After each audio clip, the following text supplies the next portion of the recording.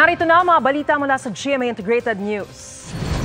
Ilang bahagi ng Metro Manila ang makararanas ng water supply interruption sa mga susunod na araw. Apektado nito ang ilang bahagi ng Caloocan, Parañaque, Pasay at Quezon City sa ilang piling oras simula bukas hanggang March 21 dahil sa maintenance activities.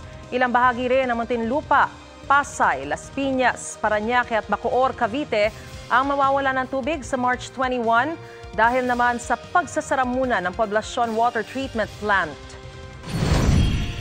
Narito naman ang iba pang balitang binabantayan ng GMA Integrated News. Heat index sa Virac, Catanduanes umabot sa 47 degrees Celsius kahapon. 42 degrees Celsius naman sa Cotabato City.